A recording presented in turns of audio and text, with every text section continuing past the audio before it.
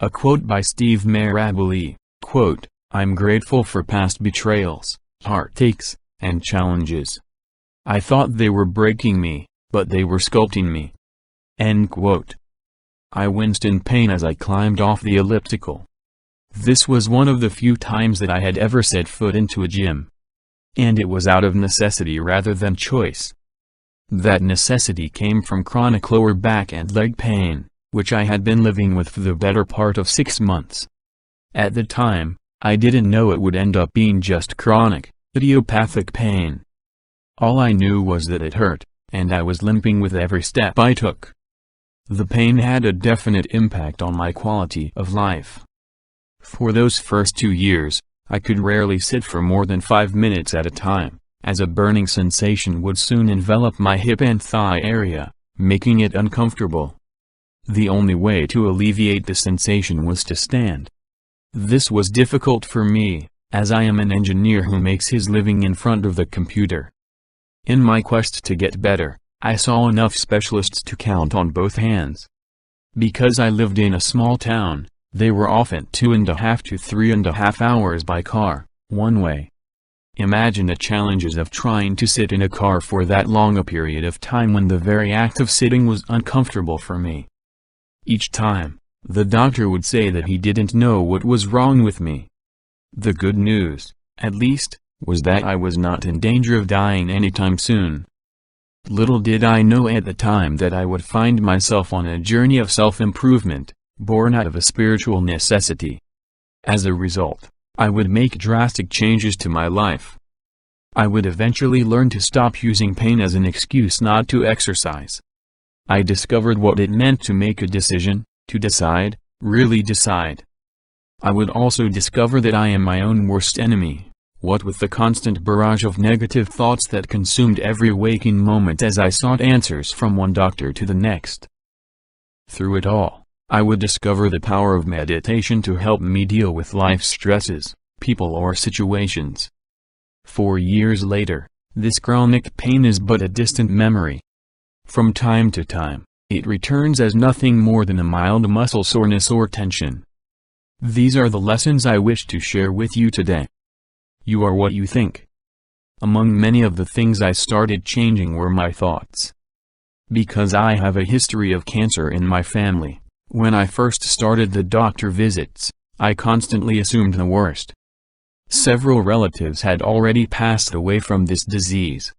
My father had 2 bouts with cancer. Both times, he was fortunate enough to walk away.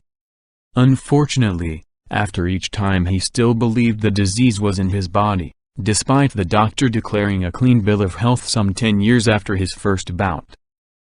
Sound familiar? Because I had the best training in the world, I saw doctor after doctor, trying to find something wrong with me. I refused to accept the second, third, or fourth opinion that I was really fine.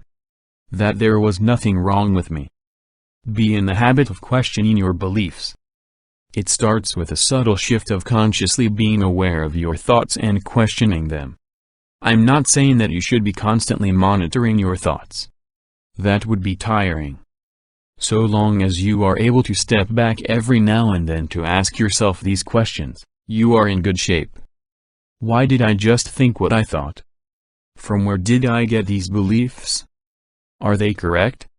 Is it possible that my beliefs are wrong? What other perspectives are also correct? How are these beliefs helping me? Question your thoughts, for they lead to emotions. Watch your emotions, which leads to actions. Examine your actions, or lack thereof, which ultimately leads to results. Another way to look at things is this: if you don't like where you are, begin by looking at your results. Then look at the actions you took to achieve those results. Look yet another step backward to the emotions associated with those actions. Going further back, look at the thinking that created those emotions in the first place. Now, can you see why what we think is so important? Sometimes things have to get worse before they get better. Those words were from my chiropractor, and they would keep echoing through my head as I fought back the waves of pain running down the lower right side of my body. I almost laughed when he first said them to me, thinking they were terribly cliché. Yet, this doctor was doing something none of the other specialists could do: alleviate my pain. Within the first hour of seeing him, my discomfort had almost halved. Not only was he helping me with my pain, his simple words motivated me to start an exercise program for the first time in my life, despite the pain. Keep in mind that 2 other doctors had also suggested this, but I dismissed their advice, thinking it was crazy to suggest exercise to a patient in pain, since I assumed it would exacerbate my condition. In other words, I thought I knew best. As for what led up to those waves of pain, I was on the elliptical, trying this strange machine for the first time in my life. And I was hurting. It had only been 10 minutes, but they were grueling. The guy next to me made it look easy, clocking in at 30 minutes and still going. I was hurting too much and had to jump off the machine. As I stood there wondering what was going on with my health, I had a do-or-die moment. I could give up, go home, piss and moan about how much everything was hurting and what a dumb idea it was for the doctors to suggest that I start an exercise program, and never come back. Yet, the words of my chiropractor kept playing back in my head. It shifted my perception: sometimes things have to get worse before they get better. At this moment in my journey, my back was to the wall. I had no other direction but forward. I would decide then and there that I would give it another month to see if my condition would improve better. Many more times on the elliptical, something amazing gradually happened. My chronic pain was starting to go away. The bad times are a gift. And so it is with things you are attempting for the first time. It may seem to really suck, when you've failed for the 100th time, with success seemingly a long ways off. It's in these bad times that we choose to shift our perceptions and decide that failure is just a feedback mechanism. We learn both from our mistakes and our mistakes in life, about both the situations and ourselves. And when we finally achieve success, we can truly appreciate what had at the time seemed like terrible moments in our lives. It's these moments that brought forth the hidden potential within us. In other words, we discover truly powerful and resilient parts of ourselves that would have lain dormant had these bad times not been gifted to us. Stop finding excuses for why you can't. Instead, look for reasons why you can. Over time, I added weights to my repertoire in order to strengthen my core.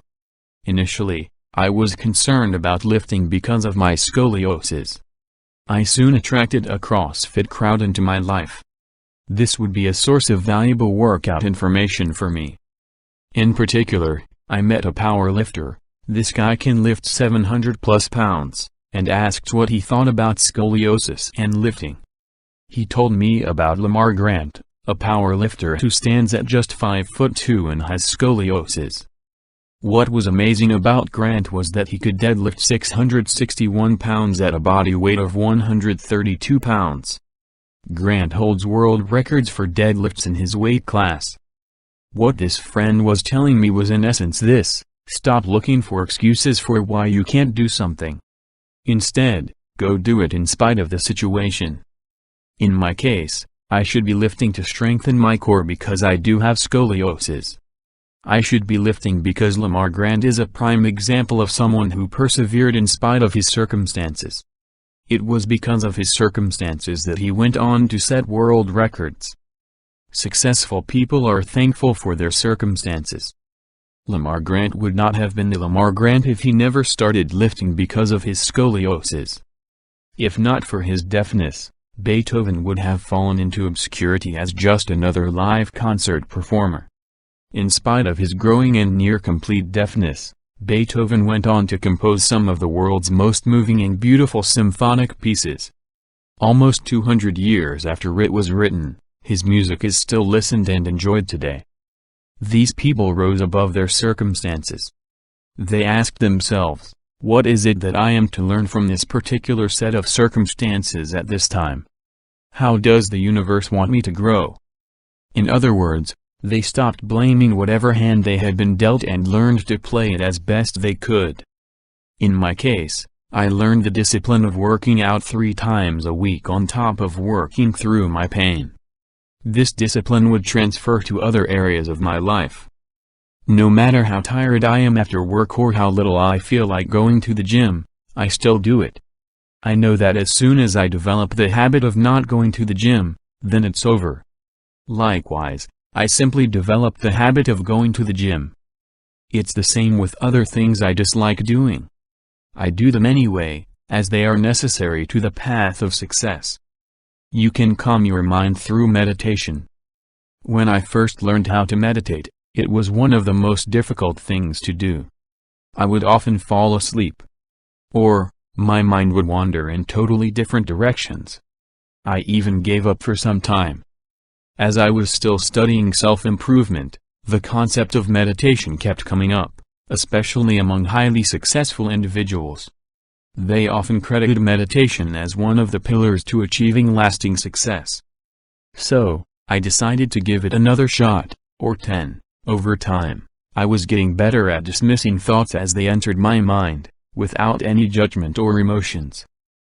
When you learn to meditate, you start to live in your own world, on your own terms. People who would have normally pushed your buttons no longer have the effect they used to have. I frequently get comments from my coworkers, who wonder how I can be so patient with so-and-so. They even thank me for being a buffer, or tell me they might have lost it already. I tell them that the secret to my inner peace and calmness is meditation. The old me would have been fuming for days after the offending event. The new me responds much differently. I have discovered another benefit of meditation. When I was first going through my chronic pain issue, one night I was able to disconnect my brain from my body.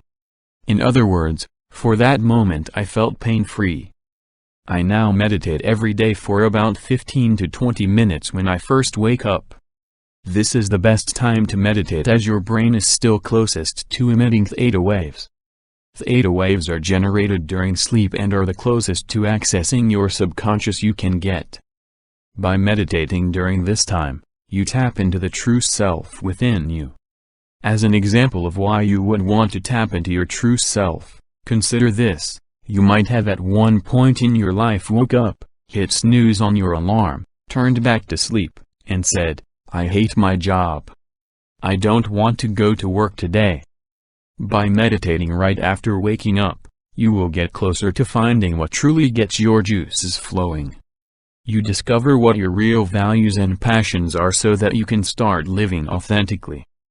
Those intuitive thoughts or random aha moments that you are trying to tap into during meditation do not necessarily come during meditation. For me, 99% of the time they come when I'm taking a 5-minute break, sipping some tea, working out, taking a walk, washing dishes, or doing something as mundane as sitting in the dentist chair. In other words, the payoff is outside of meditation. Through meditation, you learn to first let go of random thoughts so that you stop obsessing over the ones that hurt you. Instead, you want to focus on the ones that resonate with you. Most of all, decide. You have to decide, really decide, what it is that you want. We have all made half-baked decisions in our lives. We put in the effort for a little while before giving up. That's not really deciding. You already know what it is. When you have really decided, you feel it in your gut. You know that no matter what happens, no matter how long it takes, no matter how hard it is, you will see it through to the end. For me, it was that do-or-die moment when I was in pain from being on the elliptical. My back was to the wall, and I truly had no place to go but forward. Even to this day, when I am about to make a big decision, I think back to this defining moment and the emotions it wrought. I know I have really decided when I feel those same emotions. So grab hold of that feeling. Or, look for it when you make a decision. That's how you know if you truly meant it when you decided. The lessons at a glance. To sum up the lessons learned, here they are. You are what you think. So, choose carefully. Question your beliefs. Sometimes things have to get worse before they get better.